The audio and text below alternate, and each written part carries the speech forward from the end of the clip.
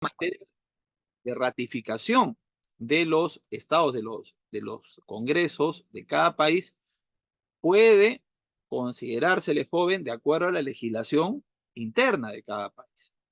En el Perú, como señalamos ya en la clase pasada, eh, esto está archivado en la Comisión de Relaciones Exteriores, en el Congreso de la República, porque se pusieron tres objeciones, ¿no? El tema de la pena de muerte, el servicio militar, y el tema de la orientación sexual y la no discriminación.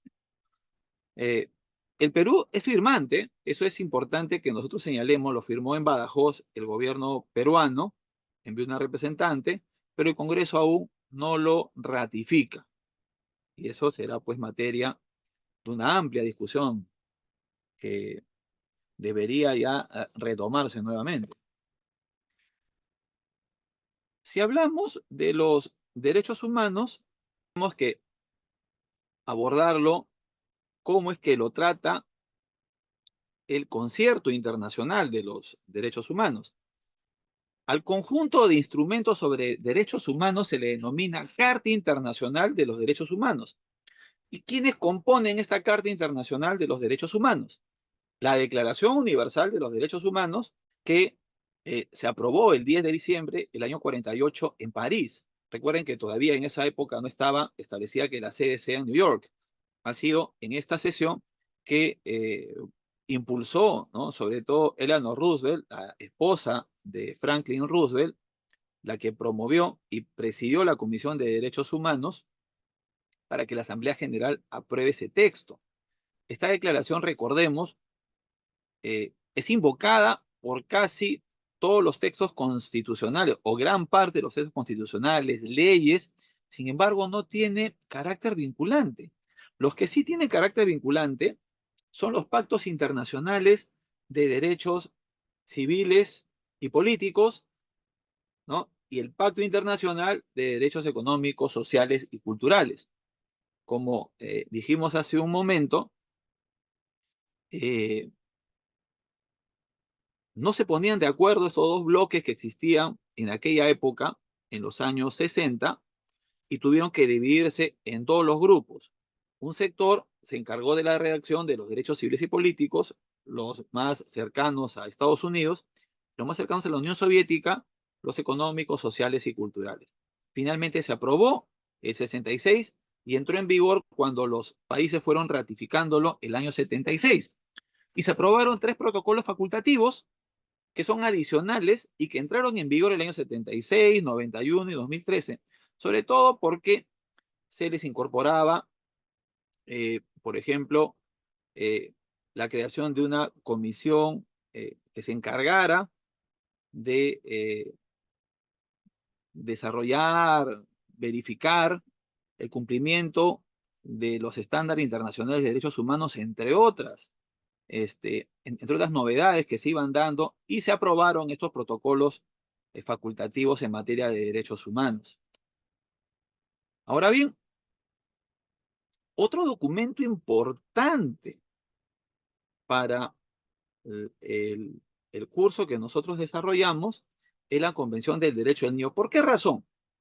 Porque recordemos, la primera clase establecimos que habían dos, incluso hasta tres eh, calificaciones, niveles de lo que se puede considerar juventud. El joven adolescente, ¿verdad? Que es considerado de los 14 hasta los 17 años. Entonces, para la Convención de los Derechos del Niño, es considerado un, un niño hasta antes de cumplir los 18 años. Entonces, quiere decir que está en la condición de joven adolescente. Es por esa razón que es importante tratar este tema, porque el joven adolescente es aún niño. Miren qué importante es esa calificación, esa categoría jurídica, y que tenemos que considerarla cuando tratemos temas de derecho de la juventud. Esta convención fue aprobada el año 89 por la Asamblea General de la ONU. Tiene 54 artículos que recopilan los derechos económicos, sociales, civiles, culturales y políticos de todos los niños y adolescentes.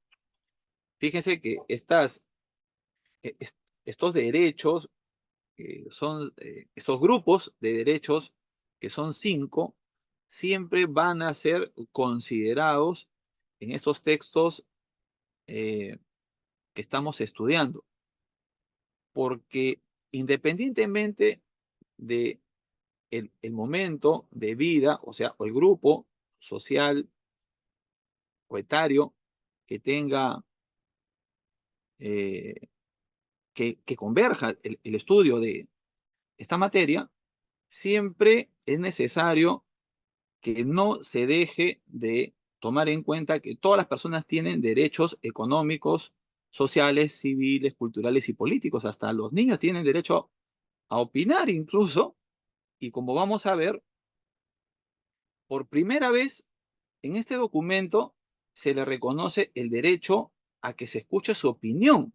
Claro, en temas de materia de familia, pero también podemos darnos cuenta que también los aún niños, que son jóvenes adolescentes, opinan. Acuérdense de algo, el término infante significa en latín que no tiene voz, imagínense. Y ya con,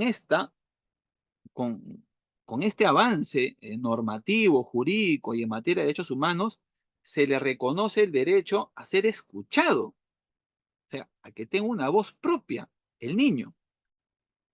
Además, se le reconoce derechos, obviamente, a la vida, a la salud, a la educación, el derecho a jugar, a entretenerse de forma sana, recreación activa y pasiva, el derecho familiar, a que tenga una mamá, que tenga un papá, que tenga también hermanos, sea parte de una familia, a estar protegido de la violencia, a no ser discriminado. Qué importante es esta convención, que es el tratado internacional que tiene mayor número de países que la han aprobado y ratificado. Porque creo que eh, pues casi ningún país en el mundo ha dejado de reconocer que el niño tiene intereses, eh, mejor dicho, tiene que ser protegido de forma particular y especial por la sociedad. Y eso es algo que creo que nadie discute, ¿no? Sin embargo, también tenemos que tomar en cuenta que hubieron antecedentes. Claro, el próximo, recordemos que esto se aprobó el 89. 30 años antes se había aprobado la Declaración sobre los Derechos del Niño. Es el primer texto histórico que reconoce la existencia de derechos específicos para los niños.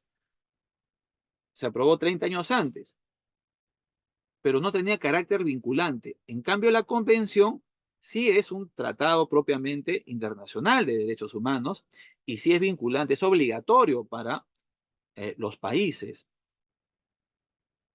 Y anteriormente, fíjense ustedes, se había dado en el seno de la Sociedad de Naciones, que es la predecesora, la anterior Organización Internacional de Países, anterior a las Naciones Unidas, en la que se aprobó la Declaración de Ginebra sobre Derechos del Niño. Esta fue promovida por una ONG muy conocida actualmente que es Save the Children, ¿no?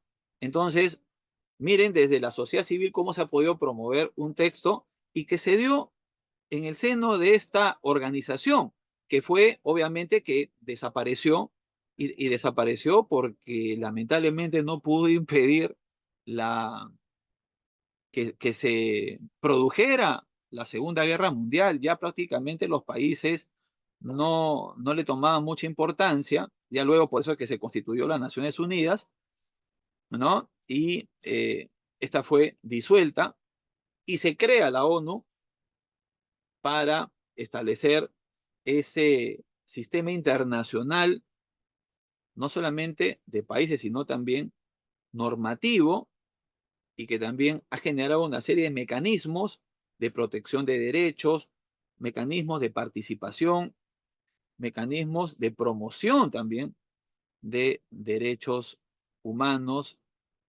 y que ha permitido pues que la condición, entre comillas, de vida de las personas mejore, ¿no? Porque vemos algunas situaciones como por ejemplo en Gaza o en Ucrania y que parece que la ONU no puede hacer mucho, ¿no? Son tareas pendientes que quedan, ¿no? Para este organismo de las Naciones Unidas.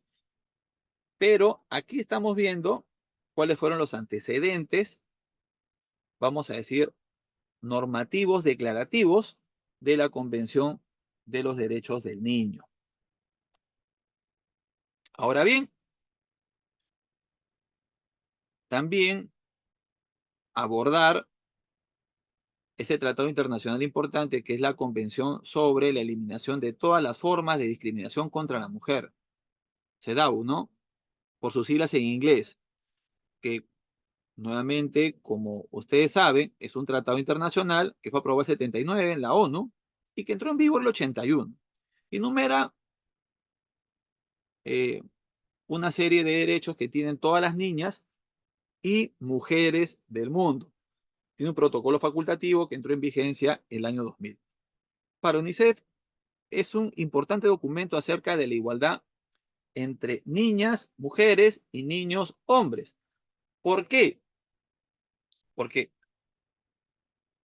fíjense ustedes que trata sobre la mujer, pero la mujer también tiene una etapa que es niña, la etapa de la niñez. Esos derechos también están abocados hacia las mujeres adolescentes, jóvenes, porque aún siguen siendo niñas, son jóvenes adolescentes, por ende, son jóvenes y están consideradas en el rango de juventud. El siguiente rango, recordarán ustedes cuál era, el joven adulto, ¿no? Era hasta 29 años y la propuesta que hicimos nosotros era el joven político o el político joven que puede ser considerado hasta los 35 años. E incluso hemos visto eh, en, en la norma, en el reglamento del Foro de Parlamentarios Jóvenes de la Unión Interparlamentaria, se les considera parlamentario joven hasta los 45 años. ¿Cuál fue el antecedente de esta convención sobre eliminación de todas las formas de discriminación contra la mujer? La Declaración sobre Eliminación de la Discriminación contra la Mujer, que fue aprobada en 67 en la ONU. Establece acciones que deben tomarse para acabar con la discriminación a la mujer. Pero acá también otro detalle. Este documento no era vinculante, o sea, no era de obligatorio cumplimiento para los países, pero sí era una línea que le permitía a los países poder implementar mejoras en las condiciones de vida de las mujeres. Ese hecho, solamente de aprobar ese documento, hace que muchas de las condiciones en los países cambien en favor de la mujer. Sin embargo, ya con la convención en la que los países la ratifican y modifican su norma interna, modifican su constitución política, es que hace que desde el año 79 para adelante la condición de la mujer mejore sustancialmente y que permite que no sea pues esa mujer que estaba pues en los años 50, 60, desprotegida jurídicamente, pero que ahora, desde el año 79, tiene todas las condiciones para poder desarrollar plenamente en la sociedad. Ahora bien, cuando nosotros, eh, cuando nosotros hablamos ya propiamente de del, del órgano internacional que se aboca al trabajo con la juventud, tenemos que hablar del Organismo Internacional de Juventud para Iberoamérica, ex Organización Iberoamericana de la Juventud. Este fue creado el año 92 por acuerdo entre la OEI. La OEI es la Organización de Estados Iberoamericanos para la Educación, la Ciencia y la Cultura, y la Conferencia Iberoamericana de la Juventud. La Conferencia Iberoamericana de la Juventud era la reunión de ministros encargados de la juventud. Y la OEI ahora, bueno, forma parte de lo que se denomina la CEGIF, que es esta multilateral que reúne a diferentes organismos creados para el trabajo en distintas áreas en la región iberoamericana. El año 96, en el marco de la octava Conferencia Iberoamericana de Ministros de Juventud, se constituyó como organismo internacional propiamente y se estableció un acta, se estableció un protocolo, un estatuto para la OIJ. Y 21 países que conforman la Cumbre Iberoamericana, que es otro espacio de este sistema iberoamericano de naciones, ¿verdad? Aprobaron, ¿no?, la conformación de, de este organismo internacional tal cual lo conocemos ahora. Sin embargo, el año 2012 cambió su denominación original. Recordemos que fue creado como Organización Iberoamericana de la Juventud y cambió a Organismo Internacional de Juventud para Iberoamérica. ¿Algún motivo positivo habrá tenido? Asumimos que sí. Sin embargo, últimamente la OIJ no veo que informe como lo hacía en el pasado. Tenemos que saber, ¿no?, nosotros a qué se dedica y quiénes la componen, porque la transparencia es una de las cosas que debe primar en cualquier institución que se maneje a nivel de Estado, sobre todo, ¿no? Y eso es algo que yo creo que debería ser una de las cosas que debería comprometernos. ¿Por qué? Se los digo, porque ustedes se preocupan mucho por lo que existe en el país, lo que queda, que es SENAJU, ¿verdad? Pero también deben saber que hay un organismo internacional que se llama OIJ y que está en Madrid, España. Y mucha gente no lo sabe.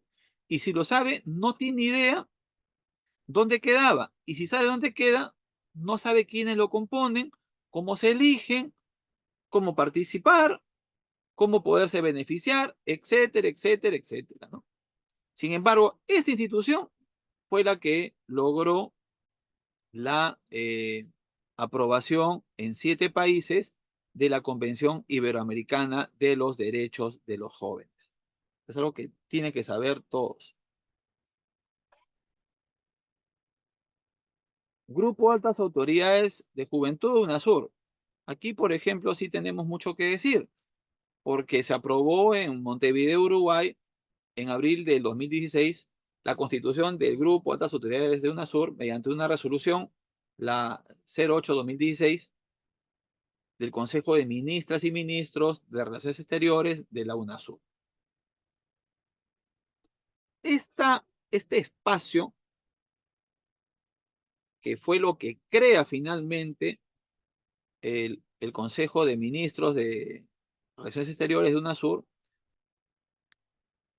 no era lo que nosotros como Internacional Juvenil habíamos propuesto inicialmente. Sin embargo, UNASUR tuvo a bien reconocernos por la gestión previa, porque nosotros propusimos la creación de un Consejo Sudamericano de la Juventud, como hay otros consejos sudamericanos en diferentes materias de defensa, a nivel electoral, de salud, etcétera, ¿no? Sin embargo, lo que se aprobó tampoco estaba del todo mal, porque era la primera vez en la historia, por lo menos de esta parte del mundo, que se lograba un espacio de entidades públicas en materia de juventud, que se lograron reunir, fíjense, en 3 ocasiones. Sin embargo, UNASUR, al entrar en receso, porque no se pusieron de acuerdo para la elección del nuevo secretario general, el último secretario general fue Ernesto Samper, y que lamentablemente no se pudo elegir al siguiente, y eso generó, como creo que es noticia conocida, que se suspendieran las participaciones de varios países. Algunos se retiraron y otros se quedaron. Con la elección de los últimos presidentes, algunos han vuelto, dejaron de suspender sus participaciones y se reincorporaron. Sin embargo, todavía no se elige ni tampoco se reunieron a fines del año pasado para ver qué hacían con UNASUR. Sin embargo, aún no hay un consenso para su reactivación propiamente, y para elegir un nuevo secretario general. Entonces, lo que hemos abordado ahora fundamentalmente ha sido en el plano internacional, en materia de derechos humanos y en derecho internacional público, que son dos áreas del derecho que son sumamente importantes y que el derecho de la juventud tiene a bien abordar.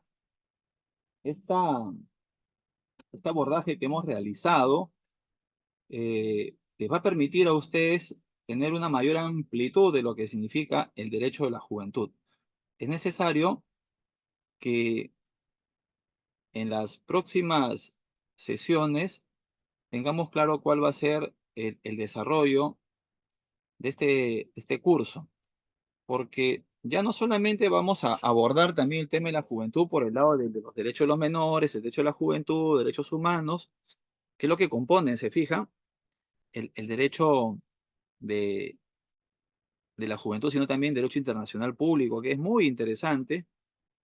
Eso debe sobre todo a nivel diplomático, porque tiene que ver con la aprobación de tratados internacionales, también el derecho de los menores, los derechos estudiantiles, universitarios, con la ley universitaria, la ley del pasaje universitario, la ley del CONAJU, que si se cumple o no. Eso es importante que también podamos generar un debate en clase, a mí me encantaría eso, y también eh, hacer un pequeño informe que me gustaría hacer como tarea, si me permite. Quiero que hagamos una tarea para la próxima clase. La tarea va a consistir en que hagamos un informe de toda la historia jurídica de lo que tiene que ver con derecho de la juventud. En la primera clase, recuerdan que hablamos cuáles fueron los primeros intentos, ¿verdad?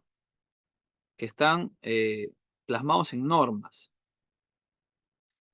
Todo ello quiero que en un documento, y lo pueden hacer por grupos, no sé si está Heidi ahí, que me pueda ayudar a conformar los grupos y que ustedes virtualmente también se puedan juntar y coordinar y hacer un documento que le permita a la clase enriquecerse. Con los documentos que hemos compartido incluso por el grupo también, respecto a cómo se inició, cómo se inició el primer órgano en materia de juventud en el Estado en los años 80, pasando por los 90, 2000, que es más o menos un poquito más se puede conocer, y de ahí para adelante todo lo que significó la creación del CONAJU, la desactivación de este, con qué norma se desactivó, con qué norma se creó la Dirección General de Juventud, se creó SENAJU, y todos los intentos que también han existido para poder mejorar las condiciones de vida. Todas las leyes vinculadas a jóvenes también es necesario que las puedan abordar en ese documento que debe tener un máximo de 2 páginas. ¿Está bien? Un informe ejecutivo tienen que hacer. Ahora sí, muy buenas noches, doctor. Buenas noches con ¿Qué todos tal? ustedes. Tenía una duda todavía desde la clase anterior, estaba pensando en la semana. Era sobre lo que usted mencionaba sobre la aprobación de la Defensoría del Pueblo respecto a justamente la resolución número 004/2024, Ujú. en el cual usted señalaba que la población joven ahora se encuentra catalogada como población vulnerable. Mi pregunta era la siguiente, o mi duda, curiosidad, se le podría llamar, es que si es que ya los jóvenes estamos considerados como población vulnerable, las instituciones del Estado, como por ejemplo los gobiernos locales, regionales o de manera general también, están en la obligación de trabajar sí o sí por la juventud, porque generalmente cuando se va a una municipalidad, a otros espacios, lo que se nos dice siempre es que no hay presupuesto para juventud. Y, por ejemplo, el año pasado en la Municipalidad Provincial de Huamanga, no había nada de presupuesto para la juventud, o sea, cero, cero de presupuesto para el tema de juventud específicamente en la oficina de juventud de la municipalidad. Entonces, yo me pregunto y digo, o sea, si la población joven ahora es vulnerable, también se le tiene que dar prioridad a esa población como a la mujer, al niño, al adulto mayor. Y la siguiente pregunta es respecto a la tarea que hoy nos está dejando, doctor. No entendí la cantidad exacta que se tiene que hacer del informe. Tal vez algunas pautas más para poder entenderla mejor. Muchas gracias. Bien, en primer lugar, la población joven, si es considerada población vulnerable, se debe inferir que sí, y te lo explico. Cuando nosotros planteamos desde hace 13 años, fíjate tú, que se considere la creación de la adjuntía de juventud en la Defensoría del Pueblo, no estábamos discutiendo si es que tenía que ir obligatoriamente el nombre de juventud en la adjuntía, porque comprendíamos, como tú bien señalas, que era una cosa más o menos complicada reconocer una población más vulnerable. Sin embargo, cuando argumentábamos que los jóvenes no tenían ningún mecanismo que defendiera sus derechos ni los promoviera, porque está claro que Senaju estaba pintado en la pared, eso hay que decirlo siempre, técnicamente argumentábamos que era necesario que una de las funciones de la Defensoría del Pueblo tenía que ser por algún lado, por alguna juntía. Y le dijimos, en todo caso, pudiera ser en la de niñez y adolescencia, justamente basados en el enfoque que tenemos del derecho de la juventud, fíjate, ¿eh? Porque se le podía considerar joven a una persona que aún es niño, ¿no? Porque el joven entre 14 y 17 años, técnicamente es un joven adolescente, o sea, es joven. Entonces, en ese abordaje, en ese trabajo de cabildeo que hemos realizado, es que no le cambian la denominación de adjuntía de niñez y adolescencia en la Defensoría del Pueblo, ¿no? Pero sí le dan las funciones de promover y defender los derechos de la juventud. Eso está clarísimo en el documento, si lo has revisado, en el ROF de la Defensoría del Pueblo y en la carta que nos envían, ¿no? Reconociendo el trabajo que estamos realizando. Entonces, ¿se debe inferir que es una población vulnerable la juventud? Sí, por supuesto que sí. Te voy a poner un caso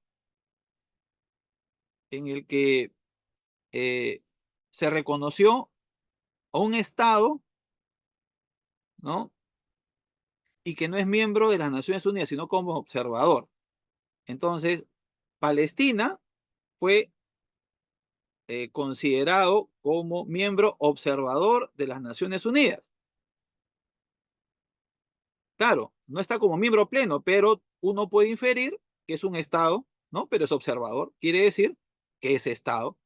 Y en este caso, si está promoviendo los derechos de la juventud y los defiende, yo puedo inferir que es una población vulnerable, porque de otra manera, ¿por qué la Defensoría del Pueblo tendría que defender a la juventud?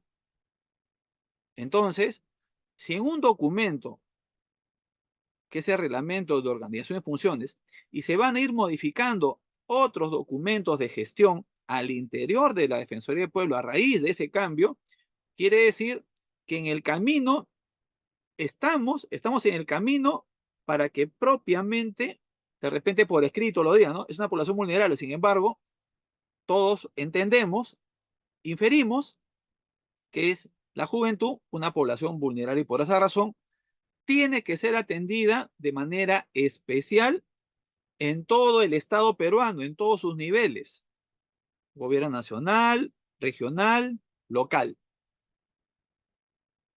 Y respecto a la tarea, se les ha pedido 2 páginas nada más, que pueden ustedes constituirse en grupo, ya por el chat lo pueden hacer. Ustedes vean, grupos de 4 puede ser. ¿Son cuántos alumnos? A ver, 16, puede ser 4 grupos de 4, ¿no? Entonces, en 2 páginas, quiero que hagan un informe, ¿no?, respecto a todas las normas que se han aprobado en el Perú respecto a juventud, de acuerdo a las exposiciones que hemos dado y también a la información que hemos compartido en el chat, ¿no? En donde, por ejemplo, ustedes han podido ver un, un reportaje del Diario del Comercio del año 2008, creo, ¿no?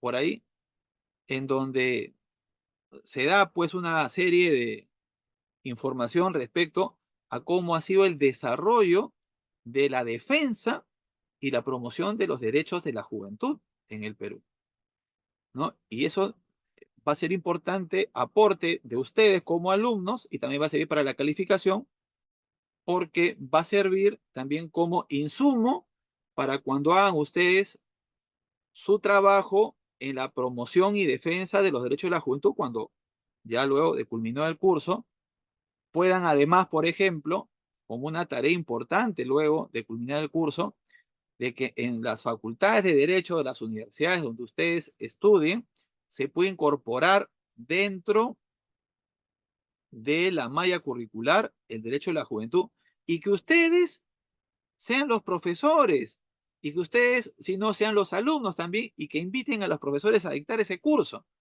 porque se necesita mayor cantidad de personas que conozcan la materia y que la sepan defender, investigar y estudiar, por supuesto, ¿no? Y dar a conocer a la opinión pública, porque el gran problema que han tenido las personas y que tuvimos en nuestra oportunidad, y que por eso que me dediqué, pues, a promover esto, es que faltaba gente que entendiera la realidad del joven. No se conoce, poco a poco se está logrando desarrollar este curso. Ustedes eh, considérense los alumnos fundadores del derecho de la juventud en el Perú a nivel extracurricular y esperemos que se logre ya propiamente el dictado del curso en las facultades de Derecho del Perú. Una, un recorte periodístico, no sé si lo pueden ver, esto es del año 2009, ¿ya? El año 2009 eh, nos dieron, o sea, nos dieron fue el último intento en serio de la defensa del Consejo Nacional de la Juventud del CONAJU, de la Comisión Nacional de la Juventud, que era el órgano rector del sistema CONAJU. Fíjense ustedes, esta noticia es del Comercio del 11 de marzo del año 2009. Hicimos un plantón, ¿no? Y como ven acá, eso será también parte del trabajo que ustedes tienen que realizar. Eh, Se puede dar cuenta, ¿no?, en este informe, a página entera, antes esto era noticia de un diario como El Comercio, ¿ah? Esto es bien importante, ¿no? Y ahí están las declaraciones que hago, etcétera, también los que trabajaban en Senaju defendiendo al Senaju. Fíjense que luego, después de este reportaje, creo que dejó de trabajar en el Senaju el que presidía Senaju, ¿no? Porque teníamos una fuerza importante, ¿ah? Acá está la cronología normativa, ahí lo pueden ver y les voy a pedir, esto por el chat está, lo pueden tomar por allí también, en donde ustedes pueden ver toda la normativa respecto a juventud. Y en el momento que nosotros interpusimos la acción popular, así se denomina esta acción de garantía, para impedir que surte efecto la desactivación del CONAJU, ¿no? Cómo se crea la Dirección General de Juventud, ¿verdad? Cómo se deja sin efecto la Dirección General de Juventud y se crea SENAJU, que hasta ahora existe, es increíble, ¿no? Pero existe como un apéndice del Ministerio de Educación. La verdad que no tiene mucho efecto esta, esta institución, no tiene el impacto que debería tener en materia juvenil, en las modificaciones que deberían darse a nivel de Estado en favor de las nuevas generaciones, ¿no? Lamentablemente no es así, pero este documento les puede servir como referencia histórica, normativa y política, porque acá está claro que aquí comienza a escribirse la historia de la reactivación y defensa de los derechos de la juventud, porque antes la verdad que no había mucho, ¿no? Acuérdense que el CONAJU se logra luego de la caída del Fujimorismo. Cuando el Fujimorismo cae, se le atribuye a los jóvenes, ¿no?, la defensa de los valores y principios de la democracia. Y en reconocimiento a ello se creó una institución con rango ministerial para que los jóvenes puedan desde allí tener no solo un nivel de representatividad política en el Consejo de Ministros, sino que además se iba a encargar del diseño, promoción y ejecución de las políticas de juventud, ¿verdad? De forma intersectorial, ¿no? Transversal. Eh, Eso no duró mucho, lamentablemente, ni los mismos que trabajaron ahí la defendieron. Tuvo que ser alguien que desde afuera defendiera esto. Mi condición de abogado y presidente internacional juvenil lo hicimos. No solamente quedamos ahí, sino teorizamos el tema. Hemos abogado muchos años por eh, que se dé este curso de Derecho a la Juventud. Además, también logramos una ley, la ley de cuotas para jóvenes. Eso fue un logro importantísimo. También propusimos en 2010 con el Frente Nacional de la Juventud la Ley General de la Juventud. Más adelante, muchos años después, otros grupos también han presentado sus proyectos, lo cual me parece muy bien. Esperemos que tengan éxito. Pero esta es la historia.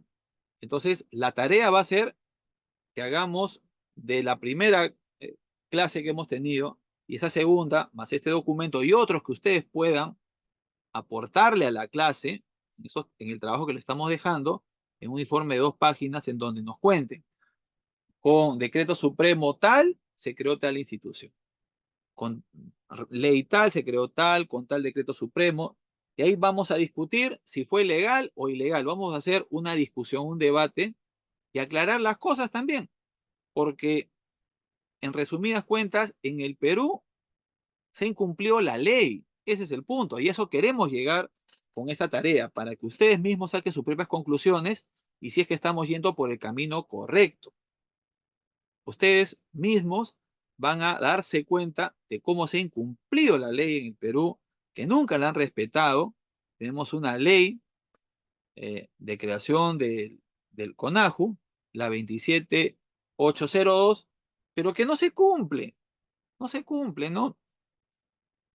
Imagínense que con una resolución, un decreto supremo, desactivan el órgano rector eh, del CONAJU. Eso es increíble, ¿no?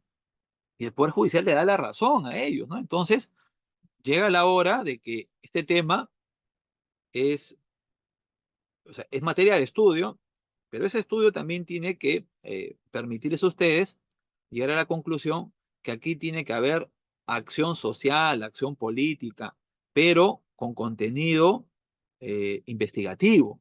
Definitivamente tiene que haber eso. Por eso se está estudiando aquí en la Facultad de Sociales de San Marcos el derecho de la juventud. Claro, en la Facultad de Derecho de San Marcos nos han dicho que lo van a evaluar en la próxima, pero ya es un avance. Es un avance, así nos digan, no, pero es un avance porque en la próxima tienen que aprobarlo para que ingrese a la malla curricular. ¿Algún avance más haremos en San Marcos, en la Facultad de Derecho? Veremos, veremos, pero hay que seguir buscando otras facultades de Derecho en las que estén llanos a asumir este curso como parte de su malla curricular y para que cuando un abogado salga formado de esa Facultad de Derecho también tenga en cuenta que puede también abordar su profesión con el derecho de la juventud. Nosotros, por ejemplo, logramos que el Colegio de Abogados de Lima cree la comisión, no de abogados jóvenes, sino de derecho a la juventud. Tuve a bien presidirla. Tengo entendido que luego le cambian de nombre. La verdad que no entienden mucho este tema, pero logramos la creación de esa comisión, ¿no? Y lo que tenemos que hacer es que esto no solamente sea por el buen humor o mal humor de los decanos, sino que sea de forma permanente, así como hay comisión de derecho penal, de derecho civil, derecho empresarial, etcétera, también tiene que haber una comisión de derecho de la juventud y que no necesariamente tiene que estar compuesta por abogados jóvenes, sino por especialistas en derecho de la juventud. De eso se trata esto. Así que ahí tienen una tarea también para hacer en sus facultades aquellos que están estudiando eh, derecho y los que son abogados para que en sus colegios de abogados se cree la Comisión de Derecho de la Juventud. Uno de los productos que la CENAJU ha formulado es la Política Nacional de Juventud en 2019. ¿Qué opina de ese resultado? En honor a la verdad, si no ha servido para cambiar la realidad de la juventud, no ha servido para mucho, ¿no? Si no ha servido para reactivar el rango, para devolver el rango ministerial a los jóvenes, tampoco ha servido de mucho. Son saludos a la bandera, ¿no? Prácticamente son documentos que posiblemente puedan verse muy sofisticados, puedan verse aparentemente técnicos, pero en la práctica no han hecho demasiado, ¿no? Lo que debe darse, creo, que debe formarse a los funcionarios, a los servidores públicos en dos niveles, uno técnico y otro político, pero debería ser un funcionario que tenga esas dos capacidades, de poder generar cambios más allá de lo que puede escribir, porque eso puede ser un copy-paste, ¿no? O sea, lo que no estoy diciendo que sea copiado, pero me da la impresión que solamente es para mostrar y decir, ya tenemos un papel, pero en la pared y ya con eso estamos contentos. Yo creo que no es así, ¿no? Lo que buscamos es que se den cambios estructurales.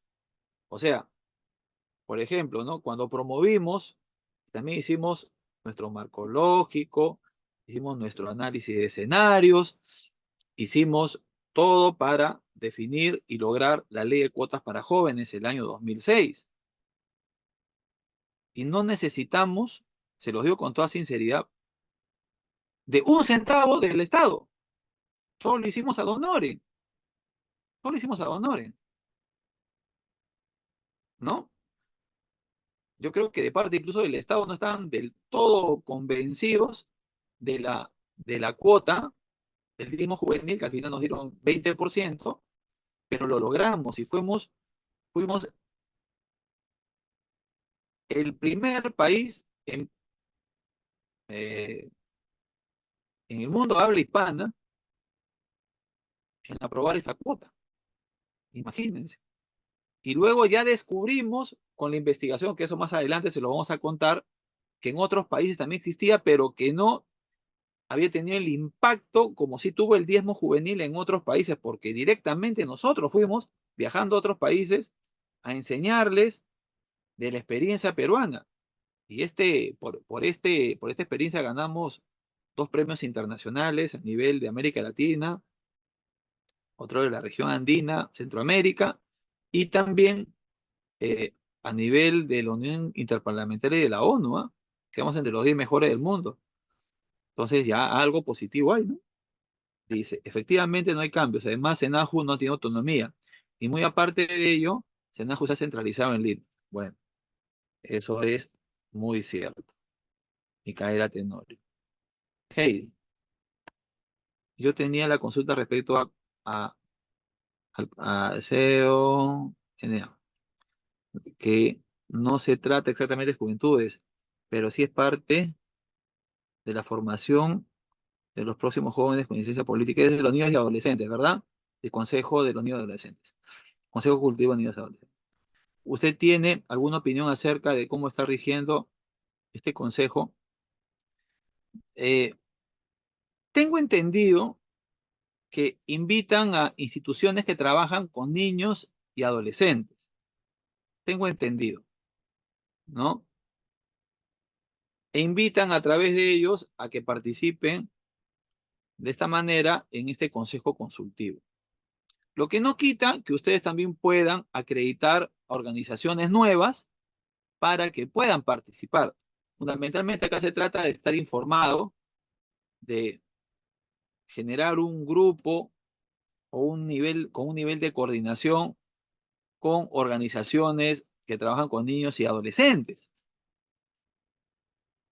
No sé si Senaju está enterado o vinculado, yo me imagino que sí, pero yo les digo algo, ¿no? Yo otra vez publiqué un comentario en La República en donde dije, bueno, si la señora que preside Senaju tiene 67 años, ya podemos darnos cuenta de cómo está trabajando el, el gobierno en materia de juventud. O sea, yo no dudo que hayan profesionales de buen nivel que puedan encargarse de el órgano de juventud. Tampoco estoy diciendo que una persona mayor pueda dirigir un órgano de jóvenes, pero de lo que voy es que creo que no tienen gente o no quieren buscar gente preparada con conocimiento técnico y político para dirigir una institución juvenil o que se encargue de la promoción de derechos de los jóvenes o que promueva políticas de juventud. No la hay. Y tiene que recurrir a alguien que tiene 67 años. Esto ya eh, es sumamente extraño en un país joven, ¿no? Y ahora hay un montonón de becas que otorga el Estado en los últimos años. Yo me imagino que va a haber un profesional valioso allí, ¿no? O alguno de los que participamos en esta sesión debe estar en condiciones de poder dirigir esto o que forme parte del equipo técnico o funcionarios, servidores de esta institución. No lo sé, pero lo que sí puedo decirles que estamos en cero, cero, cero, ¿ah? De verdad, no estamos muy bien que digamos en materia juvenil. Y a nivel de niños y adolescentes, yo creo que la cosa va igual. Un decreto supremo, ¿cómo se elabora? Esto se aprueba en el Poder Ejecutivo y se aprueba con el voto aprobatorio del Consejo de Ministros. ¿De acuerdo? Y pasa por una serie de filtros. Normalmente pasa por lo que le dicen el Consejo o la coordinación de viceministros y luego llega al nivel de Consejo de Ministros, pero en otras ocasiones, cuando hay una premura, por ejemplo, yo tengo una duda enorme de que el decreto de desactivación del CONAJO haya pasado por el CCB, que le dicen, ¿no? No creo, pero tiene que ser con voto aprobatorio del Consejo de Ministros, es un decreto supremo. Y una resolución suprema va con el visto del presidente, la rúbrica del presidente y la firma del ministro o los ministros del sector encargado de aprobar esta norma, ¿no? Para que no confundamos las cosas. Bueno, buenas noches, profesor. ¿Qué tal? Solamente quisiera hacer una pregunta. Cuando se desactiva CONAJO, bueno, usted estaba en esto, en mayo presenta en la séptima sala civil de la Corte Suprema, ¿no? Un proceso de demanda. Bueno, al desactivarse el CONAJO da paso al SENAJO, que es la Secretaría, pero ha No, inscrita al gobierno, ¿no? Al Ministerio de Educación. sí, a ver, Ahora, yo quisiera preguntarle, por ejemplo, usted también la preocupación es que en este reglamento de la Defensoría no hay un órgano de línea que es netamente de la juventud, sino aparece de la niñez y la adolescencia. Ahora, esa preocupación también del derecho de la juventud. La pregunta es, al ver el Plan Nacional de la Juventud, donde ustedes han conversado sobre esto, habla de la intervención de la juventud dentro de la sociedad, ¿no? Y tiene muchos derechos, uno de esos de la participación política de la juventud, la cuota joven, pero no se olvide también que los jóvenes tomaron una participación seria en cuanto a los derechos del trabajo. Ahí está la ley Pulpín, ya, la ley Pulpín. Entonces, yo quiero entender, y usted también va a ir más allá, a la Facultad de Derecho, para que se enseñe el curso de Derecho de la Juventud. Eso quiere decir bueno, no sé, elaborar un código al final, pensando en el futuro, o solamente quedar como curso, estudiar los derechos de la juventud, no solamente en la política, sino en toda la participación de los jóvenes y mucho más cuando se vulnera sus derechos también de los jóvenes en el Perú laborales. Entonces, ahí sería su respuesta en eso. ¿Cuál es el objetivo del derecho de la juventud? Porque este es nuevo, ¿no? Ese término, derecho a la juventud. Muy, muy agradecido por tu aporte, de verdad, ahí estás visionando, ¿verdad? Estás proyectando hacia dónde debe llevar el estudio del derecho de la juventud. Desde mi punto de vista, a la Ley General de la Juventud, como lo llamamos desde el año 2010, por si acaso. Entonces, ¿por qué? Porque son una serie de normas que están vinculadas a la materia juvenil, ¿verdad? Y es por eso que las hemos reunido en este proyecto de ley, en este anteproyecto de ley en realidad, y lo hemos denominado Ley General de la Juventud. Eso por un lado, en lo que sería esta gran construcción jurídica, ¿verdad? Y para estudiar esta Ley General de la Juventud está este curso de Derecho de la Juventud, que no solamente te va a estudiar en el futuro, ¿no? Espero que sea cercano, la Ley General de la Juventud, sino también las diferentes normas que están vinculadas a la materia juvenil. Llámese la Convención Iberoamericana de los Derechos de los Jóvenes, la ley universitaria, la ley del pasaje universitario, que tampoco se cumple del todo en el Perú, eh, las leyes vinculadas a, al trabajo juvenil, ¿verdad? Y pueden haber más. Por eso que cuando uno lee la política nacional de juventud, yo no sé si está respondiendo a la realidad del joven peruano. Yo no sé si está respondiendo a las necesidades verdaderas de los jóvenes peruanos. Yo no sé si los han encuestado a todos. Me imagino que tiene la base de la encuesta nacional de hogares. Yo me estoy imaginando eso.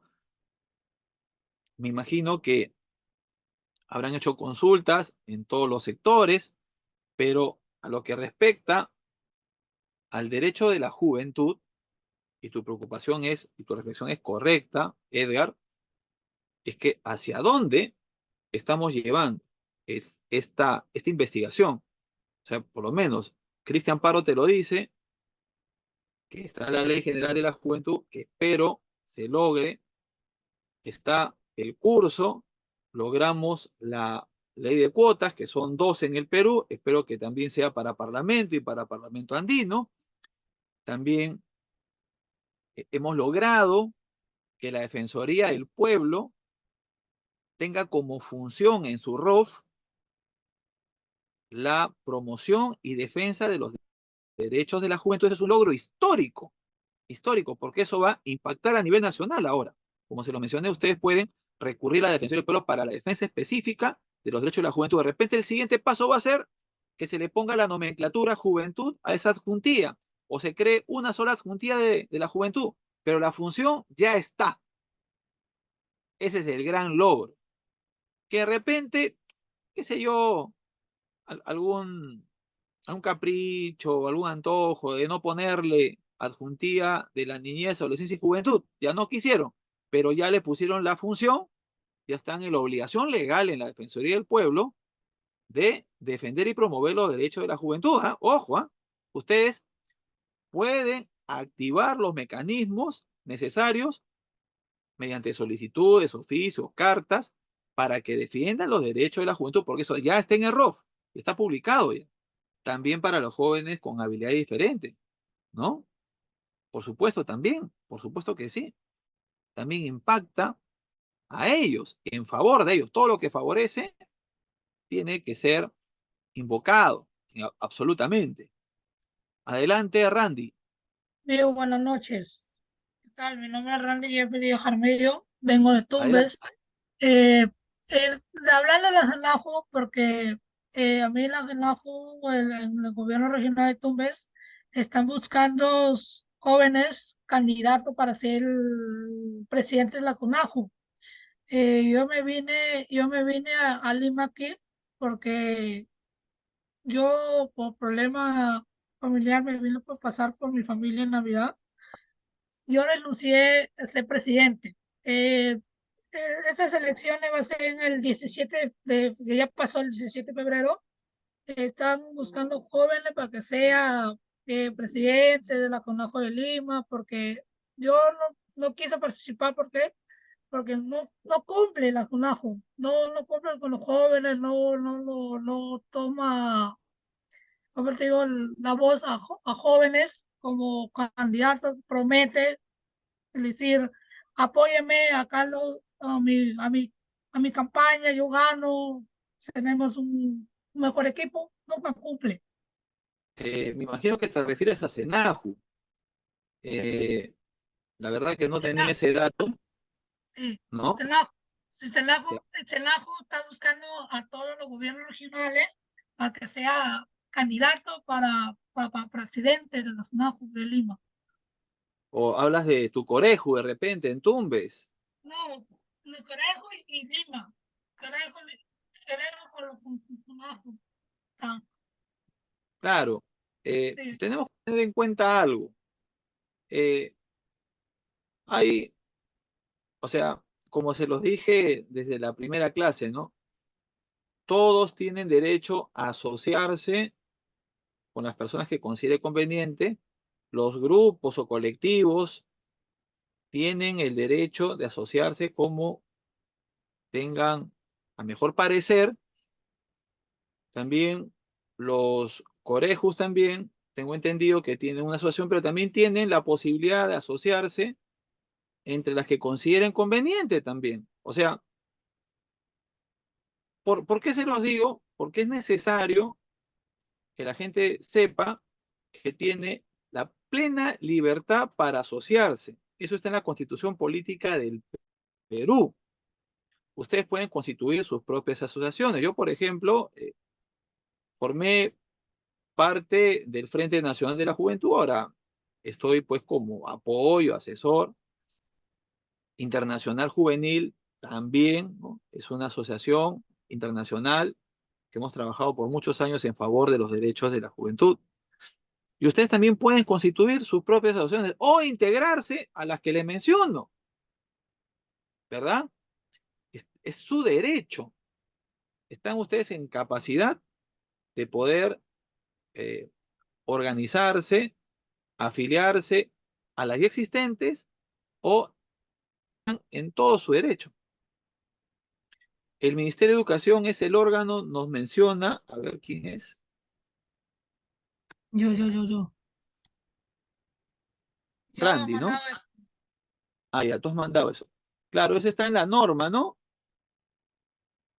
Ministerio es el encargado de formular y proponer políticas de Estado en materia de juventud, así como promover y supervisar programas y proyectos en beneficio de de las y los jóvenes. Bueno, eso lo dice en el papel, no sé si será eso realidad, ¿no? Pero yo no he visto mucho, con toda sinceridad. Qué importante sería que lo que estamos haciendo acá, en esta clase, lo haga el Estado. ¿Sí o no? El Estado no cumple a veces, amigo. ¿Perdón? A veces el Estado no cumple a veces con los jóvenes. Bueno, sí. Entonces, dice Allison, hay un organismo en la Contraloría que registra el proceso de derogar normas. No, cuando una norma está derogada, tiene que ser de forma explícita. Cuando una norma deroga otra norma y esa norma explícitamente dice está derogada, y si hay alguna discusión, por ejemplo, a nivel de Congreso, tiene que decirlo de forma precisa. Y si uno considera, por ejemplo, que una norma está en colisión con otra y son dos entidades que están en pleito, van al Tribunal Constitucional en un pleito de competencias y se define en muchas ocasiones si la norma que dicen ellos, los A, y los que dicen B se contradicen, será a ese nivel que se definirá cuál es la norma que es, ¿verdad? Es el Congreso la que está normalmente encargada, mejor dicho, es la encargada de la verificación de la vigencia de las normas. Hace algunos años salió una relación de normas que no estaban vigentes. Eso lo hizo el Congreso de la República, habrá hace unos 10 años más o menos. Cada cierto tiempo me imagino que constituirán comisiones que se encarguen de hacer este tipo de verificaciones. Claro, eso lo hizo porque había normas muy antiguas, pero ahora como hay mayor información virtual, hay publicaciones electrónicas ahora de las normas legales, es un poquito más fácil verificar que una norma esté vigente o no. Por ejemplo, a mí me queda claro que la ley que crea la ley del Consejo Nacional de la Juventud está vigente, pero no se cumple.